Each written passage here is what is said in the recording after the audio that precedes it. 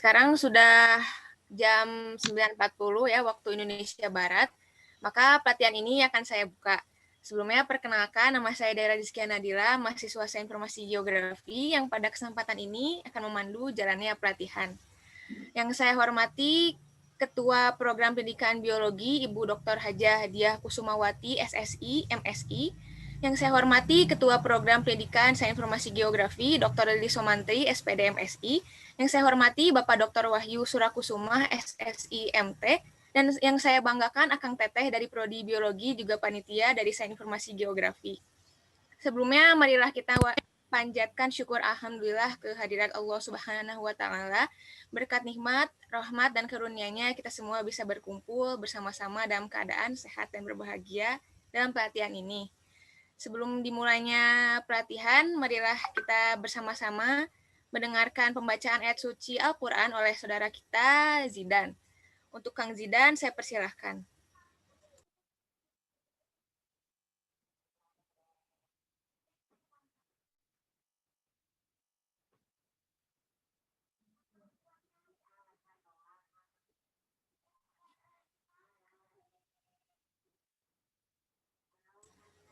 Sekali lagi untuk Kang Zidan saya persilahkan.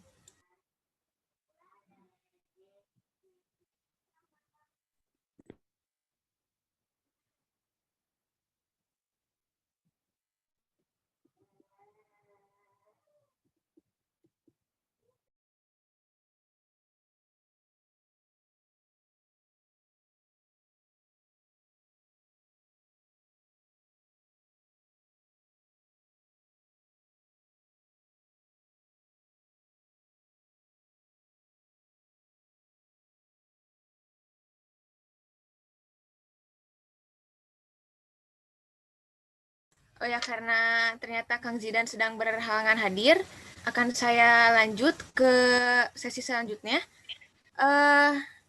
Selanjutnya kita akan mendengarkan sambutan dari Bapak Dr. Wahyu Surakusuma, SSI MT. Padanya saya persilahkan. Baik, terima kasih. Bismillahirrahmanirrahim. Assalamualaikum warahmatullahi wabarakatuh. Waalaikumsalam warahmatullahi wabarakatuh. Apakah suara saya terdengar? Terdengar, Pak. Terdengar, Pak. Baik, pertama-tama mari kita panjatkan puji syukur dari Allah Subhanahu wa taala karena ridhonya lah kita bisa kumpul meskipun dalam secara virtual karena kondisi pandemi. Kemudian saya ucapkan terima kasih pada Bapak Dr. Lili yang sudah bersedia membantu Prodi Pendidikan Biologi untuk berbagi ilmunya mengenai GIS ini kepada mahasiswa mata kuliah biomodeling. Dan sebelumnya saya mohon maaf, Bu Diah sedang rapat akas, jadi tadinya akan yang membuka adalah Bu Diah sebagai prodi di biologi, akan tapi karena ada rapat nanti mungkin akan bergabung menyusul. Kemudian saya ucapkan terima kasih nih kepada adik-adik yang Imagis yang sudah membantu, ke Pira dan kawan-kawan yang sudah membantu dalam pelaksanaan kegiatan pelatihan GIS ini. Jadi ini salah satu bentuk program yang dilaksanakan oleh program biologi, yaitu mengenai memberikan keahlian, skill, terutama dalam masalah pemodelan di biologi. Jadi di biologi ini nanti ada Power Sim, ada GIS, ada R, dan ini menjadi salah satu program untuk memberikan sertifikasi pendamping. Jadi diharap nanti mahasiswa yang mengambil mata kuliah biomodeling ini akan mendapatkan sertifikat untuk program GIS, program Power Sim, dan mudah-mudahan nanti program R juga bisa ada sertifikatnya. Jadi ini jadi ketika lulus di mata kuliah biomodeling ini, mahasiswa ini mempunyai minimal 2 sertifikat sebagai sertifikat pendamping yang merupakan tambahan keahlian untuk program biologi. Jadi sekali lagi saya ucapkan terima kasih kepada Pak Dr. Lili yang sudah membantu, dan mudah-mudahan ke depan terus bisa membantu ke prodi biologi dan mungkin bisa kerjasama untuk penelitian dan lain-lain. dan juga untuk Imagis ya, terima kasih ke daerah Vira. Dan saya ucapkan selamat mengikuti untuk mahasiswa biomodeling. Itu mungkin yang bisa saya sampaikan. Sekali lagi terima kasih. Assalamualaikum warahmatullahi wabarakatuh. Waalaikumsalam warahmatullahi wabarakatuh. Terima kasih sambutannya Pak Dr. Lili. Pak Dr. Wahyu. Kemudian selanjutnya kita akan mendengarkan sambutan selanjutnya dari Bapak Dr. Lili Somantri selaku Kaprodi Sains Informasi Geografi. Terima kasih Daira. Assalamualaikum warahmatullahi wabarakatuh. Waalaikumsalam warahmatullahi wabarakatuh. Yang kami hormati Bapak Dr. Wahyu Surakusuma, sahabat saya yang mewakili dari Prodi Pendidikan ya Pak ya, bukan Nondik ya? Ini murni biologi Pak. Departemennya ya, Departemen Pendidikan Biologi dan prodinya biologi murni, biologi Nondik. Terima kasih sudah mengundang kami untuk bersilaturahim akademik lagi. Alhamdulillah tahun kemarin kita sudah melaksanakannya dan tahun ini mudah-mudahan lebih baik lagi, lebih bagus lagi. Yang saya banggakan juga ini mahasiswa biologi ya, prodi biologi. Semester berapa ini Pak? Semester angkatan? Itu angkatan berapa Widya? 2017 ya? 2017 ya? Ya, 2017. Betul, Pak. Ya. Kemudian yang saya banggakan juga mahasiswa dari program studi Sains Informasi Geografi yang tergabung dalam komunitas Imagis. Alhamdulillah hari ini kita bisa bersilaturahim yang mana mudah-mudahan hasil dari silaturahim akademik ini seperti yang tadi Pak Wahyu sampaikan, kita mudah-mudahan ke depan akan terus berkolaborasi karena memang Pak Wahyu ini kolaborasi ini juga ini untuk Prodi Saik berkepentingan karena Prodi Saik akan akreditasi nasionalnya Pak. Kalau tahun kemarin akreditasi internasionalnya, sekarang kita akreditasi nasionalnya. Jadi akan digunakan juga untuk kerjasama gitu Pak, kerjasama intern ya, intern di UPI. Nah ini adik-adik mahasiswa dari Prodi Biologi bahwa Prodi Sains Informasi Geografi ini kita prodi baru ya, kita berdiri 2018. Kita memfokuskan diri dalam pengolahan atau menangani data-data spasial. Salah satunya data-data biologi, data-data lingkungan gitu ya. Nah, apa yang dimaksud dengan pemodelan spasial? Jadi bagaimana membuat peta-peta baru dengan menggunakan peta-peta yang ada sehingga hasilnya bisa digunakan untuk pemecahan masalah-masalah, salah satunya masalah lingkungan gitu ya. Mungkin dalam hal ini, dalam pelatihan ini nanti akan terkait dengan kebencanaan ya. Ya semoga pelatihan ini bermanfaat dan berharap nanti dari biologi ada juga yang riset-riset terkait dengan pemetaan gitu ya, pemetaan kontennya biologi. Karena memang di Saik juga kita belajar biogeografi gitu ya. Jadi bagaimana memetakan flora fauna gitu ya yang ada di Indonesia bahkan dunia. Ya sekali lagi mudah-mudahan pelatihan ini bermanfaat, berkah gitu ya. Ya itu saja. Assalamualaikum warahmatullahi wabarakatuh. Waalaikumsalam warahmatullahi wabarakatuh. Terima kasih sambutannya Pak Dr. Lili. Selanjutnya kita akan mendengarkan doa dari saudara kami, Zidan. Tukang Zidan, saya persilahkan.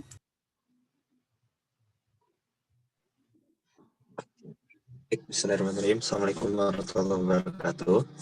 Waalaikumsalam warahmatullahi wabarakatuh. Mungkin sebelum memulai kegiatan, alangkah baiknya kita berdoa dulu kepada Allah Subhanahu wa Ta'ala agar dari hari ini sampai mungkin dengan selesai, mudah-mudahan pelatihan kita diberikan kelancaran, kemudahan, dan ilmu yang kita dapatkan ini menjadi ilmu yang mudah-mudahan menjadi ilmu yang bermanfaat bagi kita, khususnya umumnya bagi orang banyak. Baik, mungkin saya akan memimpin doa dengan cara Islam. Jika teman-teman yang non-muslim, silakan untuk menyesuaikan. Allahumma salli wa sallim wa barik amin. Hamdan syakirin, hamdan na'imin, hamdan yuafi ni'amahu yukafi mazidah. Ya Rabbana lakal hamdu kama yanbaghi li jalali wajhikal karim wa 'azimi sultanik. Allahumma inna nas'aluka ilman nafi'an wa rizqan thayyiban wa 'amalan mutaqabbalan. Rabbana atina fid dunya hasanah wa fil akhirati hasanah wa qina adzabannar. Nas'aluka al-ijabah. Al-Fatihah. Iyyaka na'budu wa iyyaka nasta'in. Shiratal ladzina an'amta 'alaihim ghairil maghdubi 'alaihim waladdallin. Baik, terima kasih. Wassalamualaikum warahmatullahi wabarakatuh. Waalaikumsalam warahmatullahi wabarakatuh. Alhamdulillah, setelah kita berdoa, sekarang kita akan langsung menuju ke agenda utama hari ini, yaitu pematerian dari Kaprodi Sains Informasi Geografi yang berjudul Menjelajah Data Spasial. Untuk Bapak pemateri, Bapak Dr. Dili, saya persilahkan. Ya, terima kasih. Saya balik lagi. Terima kasih, Daira. Izin share ya.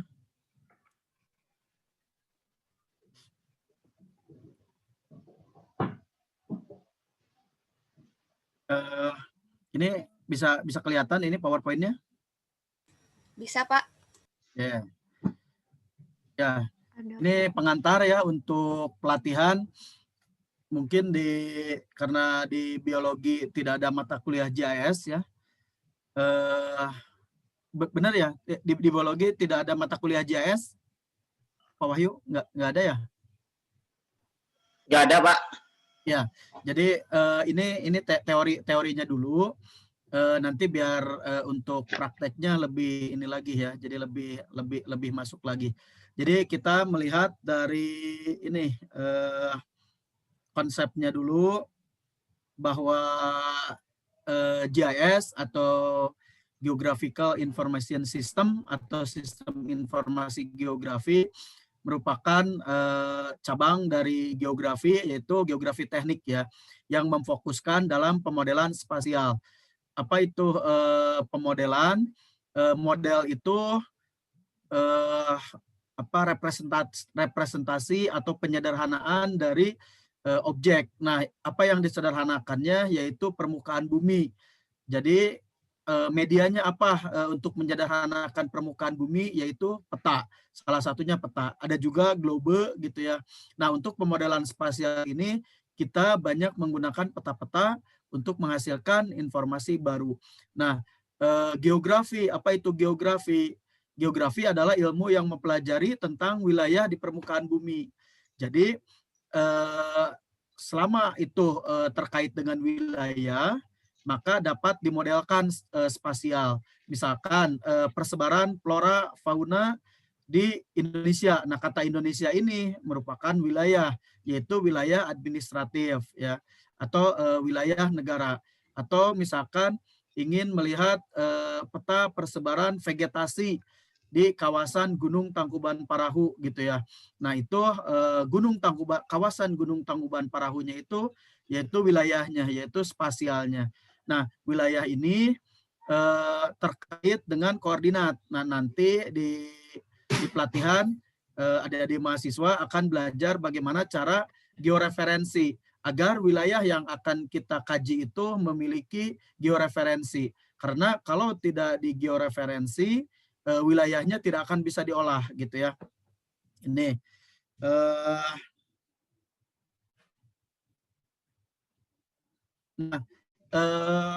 apa yang dimaksud dengan sistem informasi geografi? Jadi sistem informasi geografi itu sistem ya yang mengolah atau dari mengumpulkan dulu, menyimpan, mengubah, menganalisis, menampilkan dan mempublikasikan informasi geografi. Nah, informasi geografi itu apa saja? Di geografi itu ada objek litosfer yang terdiri atas tanah, geologi, geomorfologi, ada objek biosfer yang terdiri atas flora, fauna, ada objek atmosfer seperti suhu, curah hujan gitu ya. Ada objek antroposfer, manusia, jumlah penduduk gitu, budaya, ada objek hidrosfer, ada air di daratan, air di lautan. Jadi dengan biologi itu geografi ini sangat cross gitu ya, sangat beririsan ilmunya. Jadi kita juga ya ada mata kuliah biogeografi, sehingga konsep-konsep biologinya kita juga harus paham gitu ya. Nah, dari mengumpulkan sumbernya dari mana saja peta-petanya. Pertama ada dari citra penginderaan jauh. Mungkin ini ke depan Pak Wahyu kita juga bisa men-share terkait citra penginderaan jauh Pak, untuk menginterpretasi misalkan kerapatan vegetasi, jenis-jenis vegetasi gitu Pak. Kemudian bisa juga dari survei lapangan datanya itu. Survei lapangan melalui checklist, mungkin biologi juga sering mungkin ya melakukan praktikum lapangan. Kemudian bisa juga dari data-data sekunder gitu ya, data-data sekunder misalkan dari Dinas Kehutanan, dari Dinas Pertanian gitu ya, data-datanya yang dikumpulkannya. Kemudian data-data itu didigitasi, dikonversi menjadi data digital kalau memang data-datanya belum merupakan data digital. Disimpan, kemudian kita juga bisa diubah, maksud diubah itu dimodifikasi. Misalkan kalau ada datanya yang perlu diupdate gitu ya. Oh kemarin itu luas hutan di Tangkuban Parahu itu misalkan sekian, sekarang sudah berkurang gitu ya. Nah itu namanya bisa diubah atau diedit. Kemudian dianalisa. Nah dianalisa di sini kalau ingin misalkan melihat peta konservasi gitu ya, konservasi daerah rawan longsor gitu ya. Nah peta apa saja yang diperlukannya? Ya pertama peta tutupan lahan gitu. Kemudian peta curah hujan, peta kemiringan lereng. Nah ini dianalisa peta-peta apa saja yang diperlukan. Kemudian digabungkan, di-overlaykan, dan ditampilkan hasilnya seperti apa. Daerah mana saja yang mengalami rawan longsor gitu ya. Atau daerah mana saja misalkan yang perlu konservasi. Karena ini juga bisa untuk mengidentifikasi lahan kritis gitu ya. Kemudian kita dipublikasikan. Nah, dipublikasikannya itu bisa melalui WebGIS, melalui peta-peta offline gitu ya, seperti itu. Nah ini ada juga menggabungkan data jaringan jalan, menggabungkan data bangunan, menggabungkan data vegetasi. Nah ini misalkan kita ingin melihat peta ruang terbuka hijau ya, misalkan dalam satu kota, di kota Bandung. Nah data-data apa saja yang diperlukan? Ya contohnya jalan, bangunan, vegetasi gitu ya. Dan kemudian digabungkan wilayah mana saja yang perlu ditambahkan ruang terbuka hijaunya. Nah, apa saja komponennya dalam SIG? Jadi SIG itu karena sistem, jadi apabila ada satu komponen tidak ada, maka SIG itu tidak akan jalan. Pertama ada hardware ini ya komputernya harus support gitu ya dengan software ArcGIS. Kemudian softwarenya itu ArcGIS ya. Ini, nah mungkin nanti saya juga kemarin sudah bilang ke Pak Wahyu bahwa kita akan diundang oleh pihak Esri. Selama ini kan Esri itu dengan geografi, jadi memberikan lisensi gitu ya. Mungkin nanti dari biologi juga akan diundang sehingga nanti akan mendapatkan softwarenya. Kemudian ada juga data-data tadi, ada data dalam bentuk tabel, ada data dalam bentuk peta. Kalau tabel agar bisa diolah, biasanya formatnya harus Excel. Nanti itu ada namanya spatial join gitu ya, toolsnya. Atau kita input ulang dari Excel agar bisa diolah dalam ArcGIS ya. Nah, diolahnya kita namanya ya input data atribut. Nanti di praktek akan belajar ya. Kemudian ada people. Nah, people ini manusianya. Jadi manusia ini ya kita ini meskipun ada data, ada komputernya, ada software, tapi kalau misalkan kita tidak bisa mengoperasikannya, SIG-nya tidak akan jalan. Nah, ini pelatihan ini dalam rangka dalam upaya untuk meningkatkan kompetensi di GIS ya. Kemudian ini apa namanya metodenya gitu ya, caranya. Jadi cara menampilkannya, media untuk menampilkannya seperti itu. Nah, ini kita menggunakan software ArcGIS. ArcGIS ini berbayar, tapi untuk kampus itu apa namanya ya ada lisensinya begitu. Nah, ini software terbesar GIS di Indonesia. Ada juga software yang gratis namanya QuantumGIS ya. Nah, apa saja yang kita bisa lakukan karena geografi itu adalah ilmu tentang lokasi. Jadi lokasi.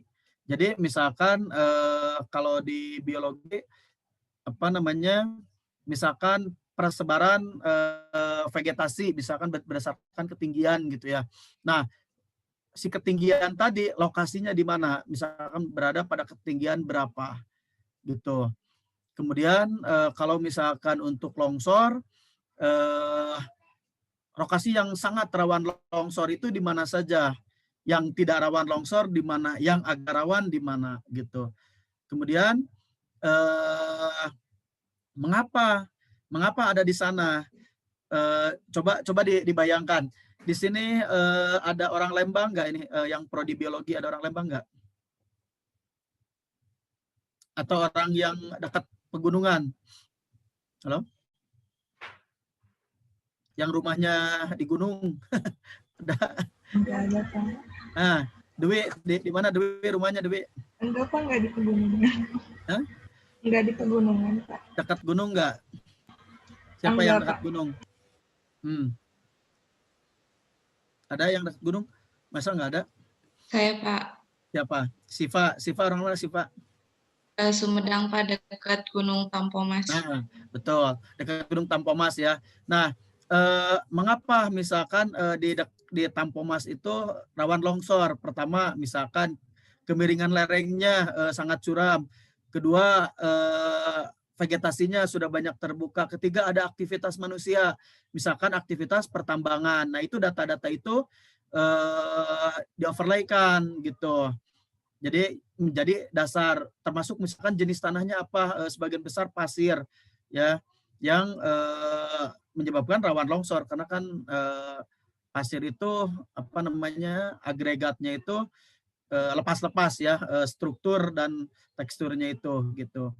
Kemudian pola apa namanya di mana saja persebarannya gitu yang rawan longsor. Kalau di Sumedang misalkan apakah ke arah Cimalaka kah, apakah ke arah Conggeang kah, apakah ke arah misalkan ke apa namanya yang di utaranya itu Rancakalong misalkan ya.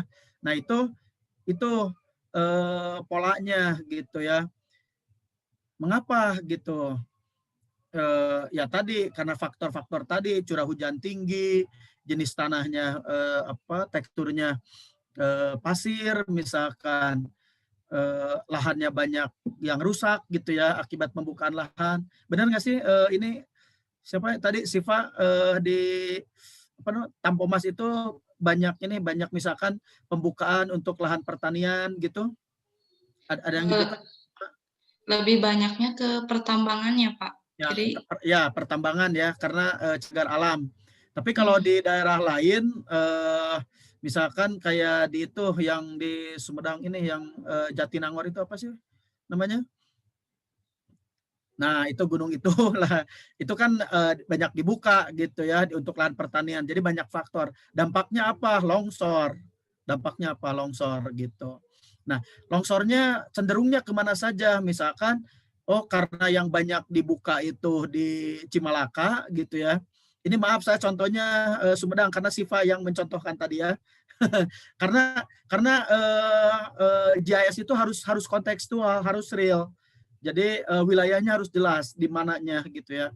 Nah, kecenderungannya di mana saja? Apakah ke Congyeangkah atau ke Buah 2K gitu ya, atau ke Cimalaka? Oh, ternyata karena aktivitas pertambangannya banyak di Cimalaka, yang banyak rusak itu di Cimalaka, namanya tren gitu. Nah, kemudian bisa dimodelkan, what if selain di Cimalaka, kira-kira mana lagi ya kalau aktivitas pertambangan akan digalakan gitu, yang rusak lagi wilayah mana saja. Nah, itu namanya modeling ya. Ya, bisa dipahami ya. Ya, bisa dipahami. Jadi GIS itu seperti itu. Makanya kenapa ada biologi, kan biologi juga ada ya, lingkungan, konservasi ya, betul nggak sih? Ininya ada ya konten-konten. Dwi ada konten konservasi? Dwi Iya Pak, ada. Ada ya. Nah, itu kan jadi mudah-mudahan dengan pelatihan ini bisa dimanfaatkan untuk mengembangkan ilmu biologinya gitu. Jadi GIS itu untuk pengambilan keputusan kebijakan ya. Jadi mudah-mudahan nanti kalau ini kan biologi murni ya. Jadi nanti kalau sudah punya kompetensi GIS, mungkin bisa bekerja nanti di dinas kehutanan gitu ya, di dinas lingkungan gitu, untuk memodelkan masalah-masalah lingkungan. Oke. Nah, ini nanti pelatihan itu akan belajar titik, garis, dan poligon ya. Jadi tidak ke sini ya. Atau nanti juga akan membuat tabel ya. Nah, titik itu data titik apa? Misalkan titik itu kota, ibu kota, desa gitu ya, ibu kota desa. Ada ibu kota desa nggak ada ya? Kantor desa paling ya. Kantor desa gitu ya. Kantor kecamatan itu titik, sekolah ya, masjid itu titik disimbolkannya. Terus ada garis, jaringan jalan. Terus yang garis itu apa lagi? Ini siapa lagi nih?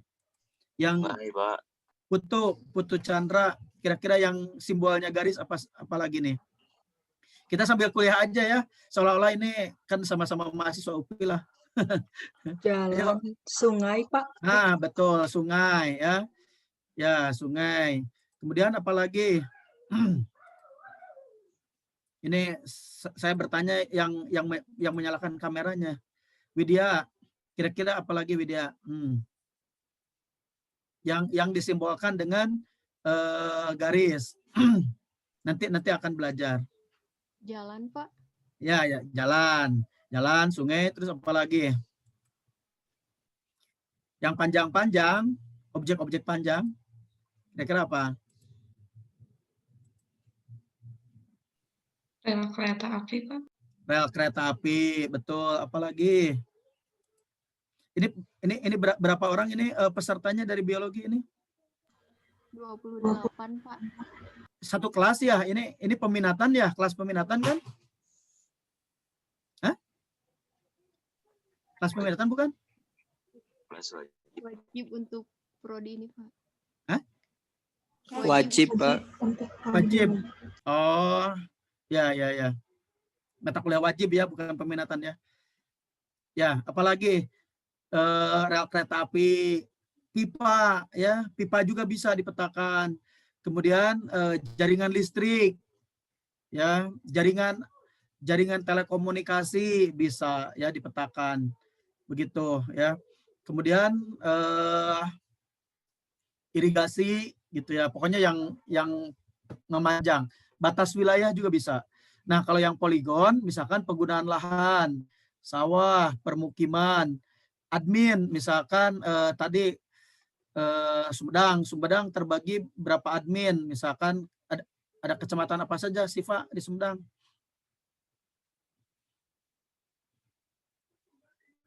Kenapa Siva? Nggak tahu.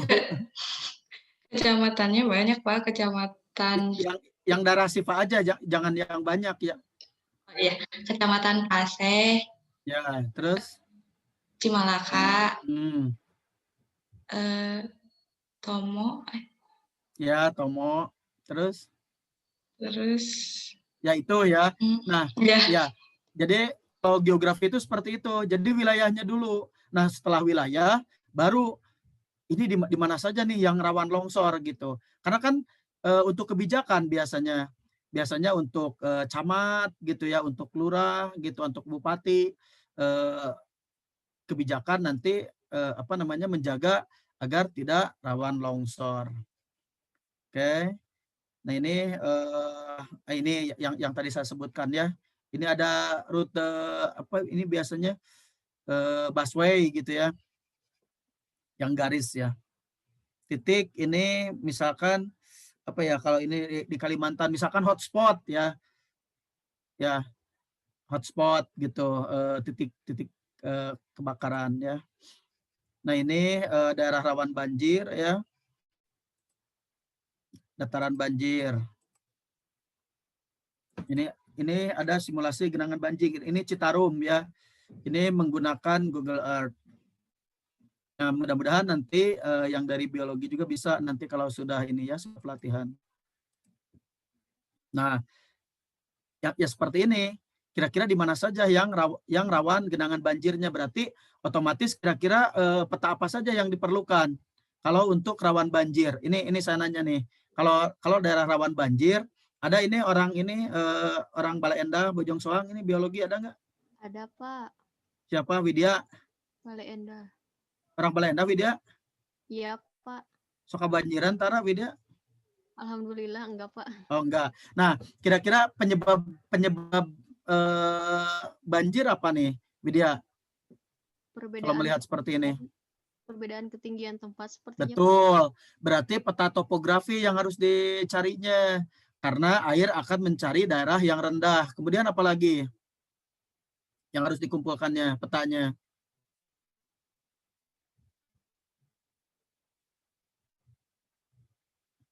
Peta penggunaan lahan. Penggunaan lahan itu untuk mengestimasi misalkan berapa hektar sawah yang terendam, berapa ratus rumah yang terendam, untuk mengestimasi kerugian ya, itu. Terus admin wilayah mana saja yang mengalami kerugian.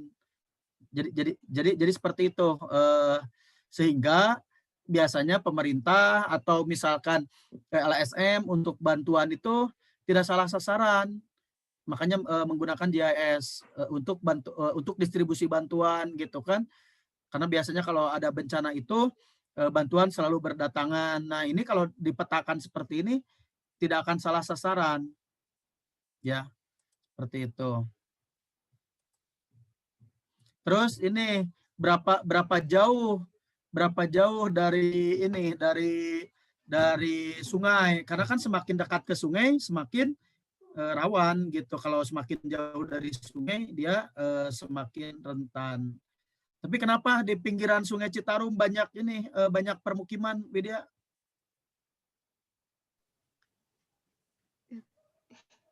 Kira-kira kenapa, Widya? Masih banyak lahan yang kosong sepertinya, Pak. Nah, karena dekat ke kota Bandung ya, makanya ini dekat ke kota sebenarnya gitu. Kalau mereka direlokasi dipindahkan ke Pangalengan malas, karena kan banyak yang bekerja ke kota gitu, sehingga program relokasi itu agak sulit.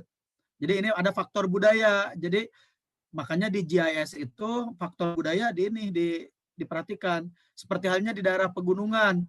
Kenapa sih misalkan ada yang orang misalkan hulu-hulu sungai, misalkan kayak di Pacet gitu, di Hulu Citarum.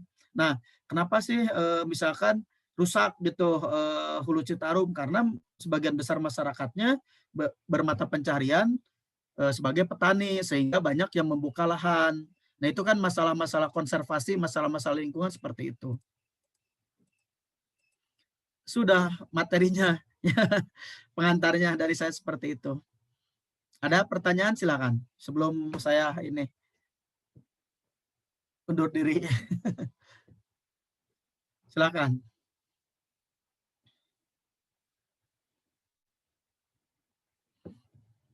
Ada pertanyaan?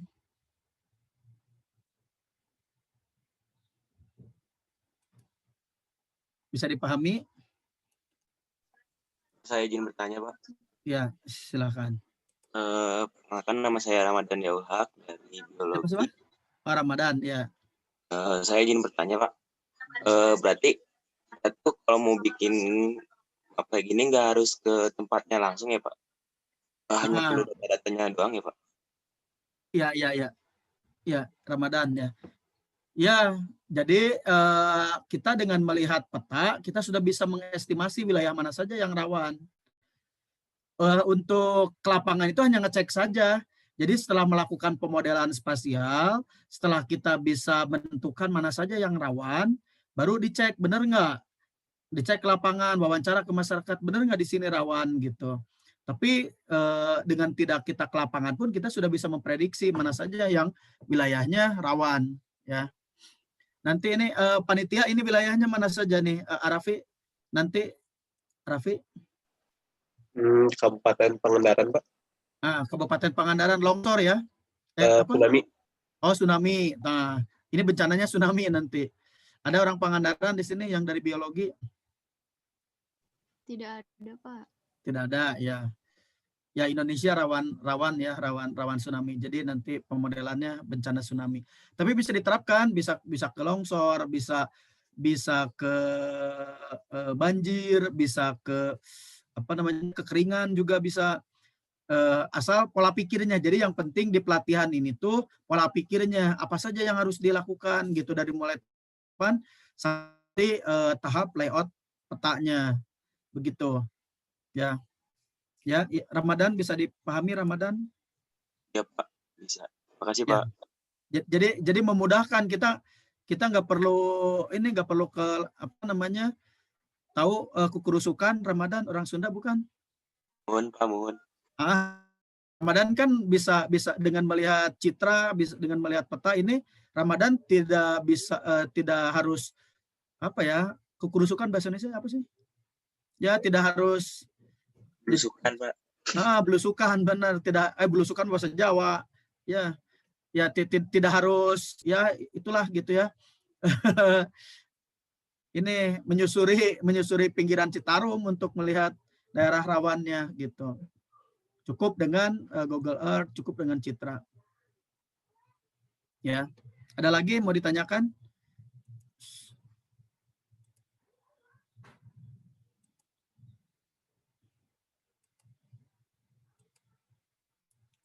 Tidak ada. Bisa dipahami ya. Kalau jelas, materi dari saya dicukupkan sekian. Terima kasih atas perhatiannya.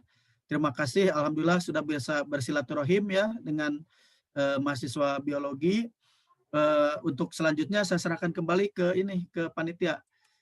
Daira, silakan Daira. Terima kasih banyak Bapak Dr. Deli atas pemateriannya. Tadi ada yang mau bertanya, Pak. Tadi ada yang mau bertanya. Bertanya soal itu. Sebelum saya meninggalkan kalian. Silakan yang ingin bertanya kepada pemateri kita. Ya. Saya ingin bertanya, Pak. Ya, Widya, silakan. Kan kalau misalnya dibuat pemodelan seperti ini, dilihat daerah-daerah yang rawan banjir, kan untuk banjir itu sendiri tergantung curah hujan ya Pak. Misal kalau curah hujannya besar gitu, kemungkinan banjirnya itu luas daerah yang rawan banjirnya itu melebar. Nah, untuk curah hujan sendiri itu dimasukkan ke dalam petanya itu, Pak. Ya, betul. Jadi ini banjir itu kan ada dua konsep ya. Maksud gini, banjir itu kan ada juga banjir kiriman gitu ya. Meskipun sedang tidak hujan, misalkan ini daerah Bojong Soang sedang tidak hujan misalkan, tapi di daerah Hulu Citarumnya, di daerah Pacetnya sedang hujan gitu ya. Nah, itu bisa saja kalau hanya untuk Bojong Soang saja, bisa saja si peta curah hujannya nggak dipakai. Jadi tergantung skalanya. Tapi kalau skala misalkan harus skala yang luas, Kabupaten Bandung, sehingga harus mempertimbangkan curah hujan. Nah, itu bisa dipakai. Jadi peta curah hujan. Jadi data curah hujannya bisa dari BMKG. Jadi salah satu faktor banjir itu curah hujan gitu. Tapi kalau hanya ingin mengetahui yang lokalnya saja, curah hujannya bisa tidak dipakai peta curah hujannya. Misalnya gini, Jakarta gitu ya.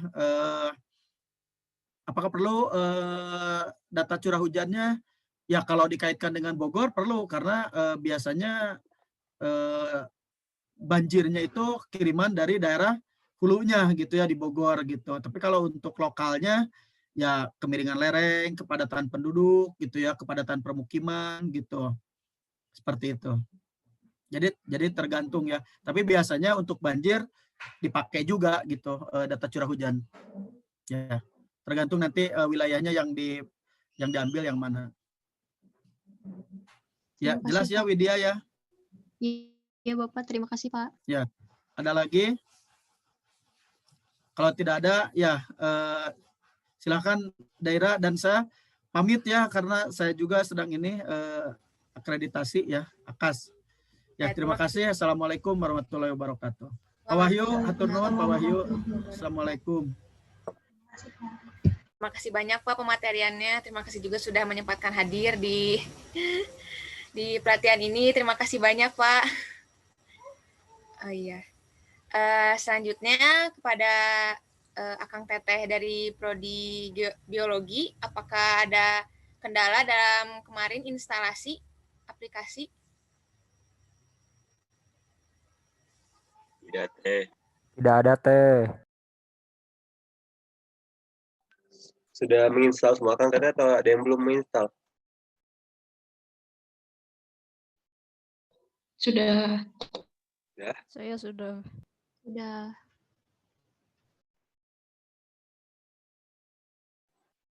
Berarti untuk instalasi aman ya. Mungkin boleh dibuka art map-nya atau artisnya. Sebelum kita masuk ke materi untuk besok, mungkin ada beberapa toolbar yang harus dimunculkan gitu di art map-nya gitu. Nah, Saya coba share screen dulu.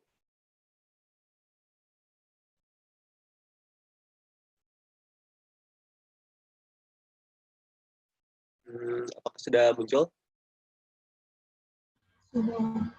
Sudah Kang. Sudah Kang.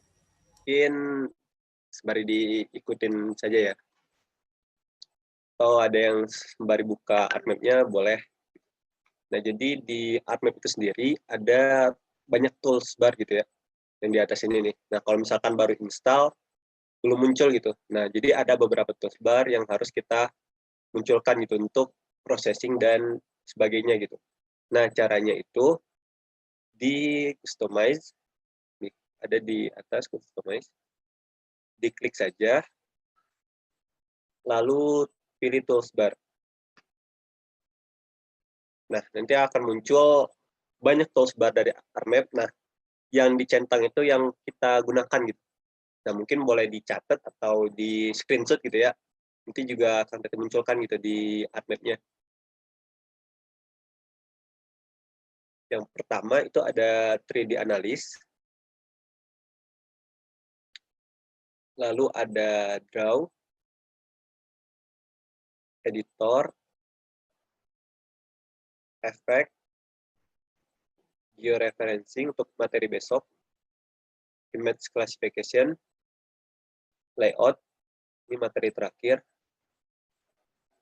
Ada Network Analyst, boleh nih diaktifin atau juga boleh enggak gitu. Terus ada Snapping. Snapping ini untuk memudahkan kita dalam digitasi nantinya. Lalu Standard. Yang terakhir Tools. Nah, mungkin itu bisa diaktifin ya. Untuk tata letaknya sendiri itu diserahkan lagi kepada Kang Teteh gitu. Nyamannya aja, karena ini juga bisa diatur-atur tata letaknya mau di mana gitu kan. Ini diatur aja ntar di atas.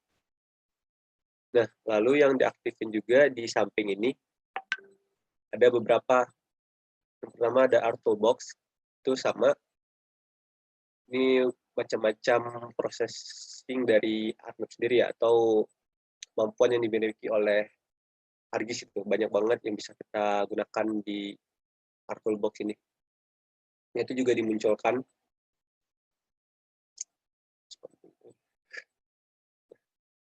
Caranya itu ada di sini. Artobox. Jadi itu diklik saja nanti, lalu langsung dipin, diletakkan di samping.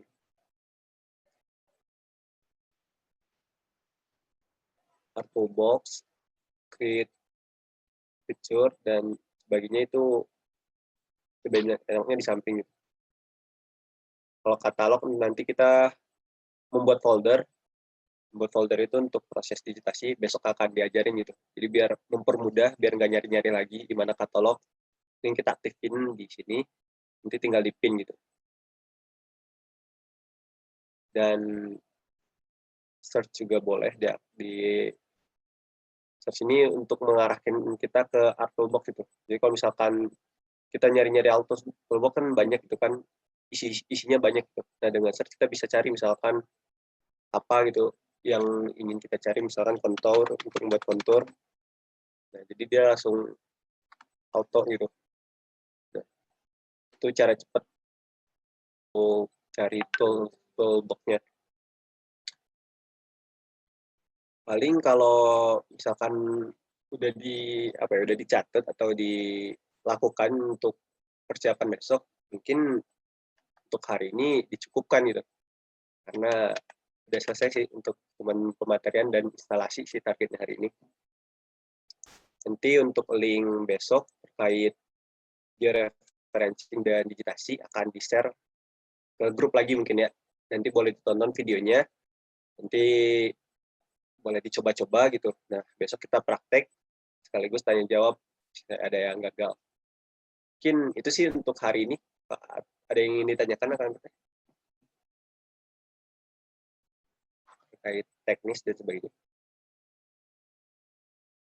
Oke, cukup mungkin diserahkan pada Dera. Terima kasih Kang Arafi atas bimbingannya ya. Terus mungkin pertanyaannya belum ada kali ya Kang ya. Nah, sekarang sekali lagi saya ucapkan juga kepada Akang Teteh Prodi Biologi yang sudah antusias ya hadir pada pelatihan hari ini. Semoga ilmu yang didapat pada pelatihan hari ini tuh dapat bermanfaat dan jadi amal jariah kepada para pemateri kita. Amin. Daerah pamit undur diri. Mohon maaf jika ada kata-kata saya yang kurang berkenan. Assalamualaikum warahmatullahi wabarakatuh. Waalaikumsalam warahmatullahi wabarakatuh. Terima kasih Teh. Terima kasih Pak. Jumpa besok. Ditunggu besok. Sampai bertemu besok.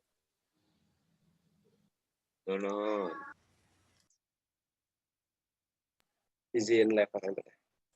Silakan. Makasih ya. Iya, sama-sama. Apaan sih, Der? Deri maksudnya.